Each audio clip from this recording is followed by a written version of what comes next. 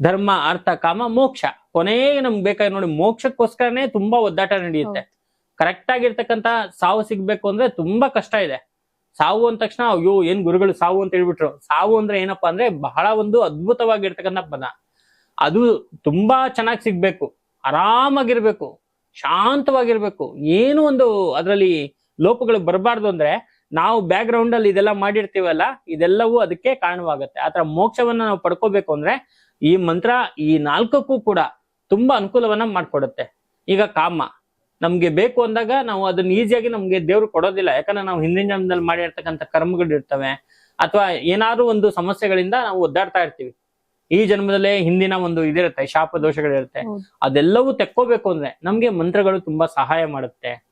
ಮತ್ತೆ ನಾವು ಧರ್ಮವಂತರಾಗ್ಬೇಕು ಅಂದ್ರೆ ನಮ್ಗೆ ಯಾರೋ ಏನೋ ಒಂದು ಕೊಟ್ಟಿರ್ತಾರೆ, ನಮ್ಗೆ ಬೇಕಾದಷ್ಟಿದೆ, ನಾವು ಇನ್ನೊಬ್ರು ಕೊಡ್ಬೇಕು ಅಂತ ಹೇಳಿದ್ರು ಅಲ್ಲಿ ಒಂದು ಧರ್ಮ ನಮ್ ಪುಣ್ಯದ ಅಕೌಂಟ್ ಅಲ್ಲಿ ಇರ್ಬೇಕು, ಅವಾಗಲೇ ಕೊಡಕ್ ಆಗೋದು.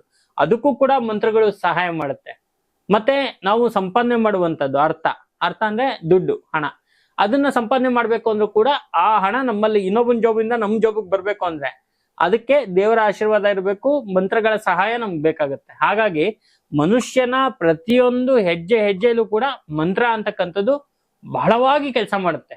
ಈ ಒಂದು ಮಂತ್ರವನ್ನ ಕರೆಕ್ಟ್ ಆಗಿರುವಂತ ರೀತಿಯಲ್ಲಿ ಹೇಳ್ಬೇಕು, ಆಯ್ತಾ. ನಾವು ಏನು ಈಗ ಬಂದಂತ ನಮ್ಮ ಶಿಷ್ಯಂದರಿಗೆಲ್ಲ ದೀಕ್ಷೆನ ಕೊಡ್ತಾ ಇರ್ತೀವಿ, ಆತರ ದೀಕ್ಷೆಗಳನ್ನ ತಗೋಬೇಕು, ಕರೆಕ್ಟ್ ಆಗಿ ಹೇಳ್ಬೇಕು. ಮತ್ತೆ ಮುಂದೆ ಇದೇ ತರ ಕರೆಕ್ಟ್ ಆಗಿ ನಡ್ಸ್ಕೊಂಡು ಹೋದಾಗ ಅನುಕೂಲಗಳು ಬಹಳವಾಗಿ ಆಗುತ್ತೆ ಅಂತಕ್ಕಂಥ ವಿಚಾರವನ್ನ ನಾವು ಹೇಳ್ಬೋದು.